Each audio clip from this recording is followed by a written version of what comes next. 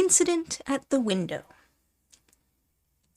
It chanced on Sunday, when Mr. Utterson was on his usual walk with Mr. Enfield, that their way lay once again through the by-street, and that when they came in front of the door, both stopped to gaze on it. "Well," said Enfield, "that story's at an end, at least. We shall never see more of Mr. Hyde." "I hope not," said Utterson. "Did I ever tell you that I once saw him, and shared your feeling of repulsion?" "It was impossible to do the one without the other," returned Enfield. "And by the way, what an ass you must have thought me, not to know that this was a back way to Dr. Jekyll's. It was partly your own fault that I found it out, even when I did." "So you found it out, did you?" said Utterson. "But if that be so, we may step into the court and take a look at the windows.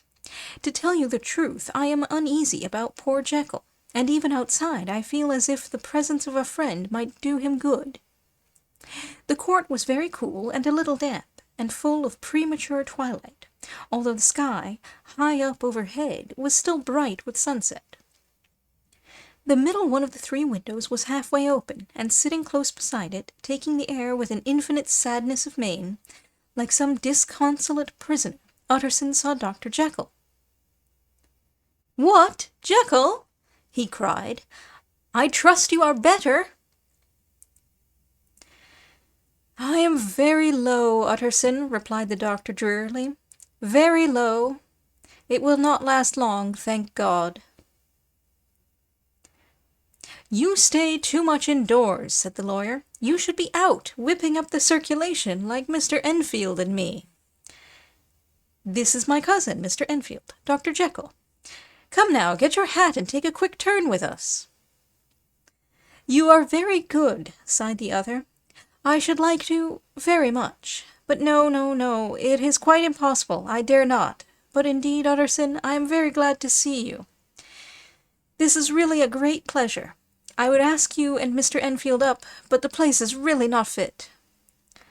"Why, then," said the lawyer good-naturedly, "the best thing we can do is to stay down here and speak with you from where we are."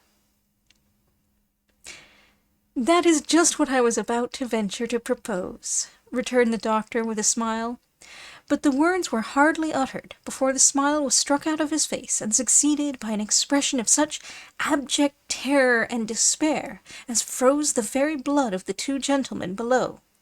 They saw it but for a glimpse, for the window was instantly thrust down, but that glimpse had been sufficient, and they turned and left the court without a word.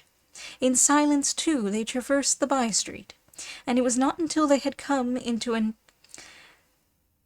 neighboring thoroughfare, where even upon a Sunday there was still some stirrings of life, that Mr. Utterson at last turned and looked at his companion. They were both pale, and there was an answering horror in their eyes. God forgive us, said Mr. Utterson. But Mr. Enfield only nodded his head very seriously, and walked on once more in silence.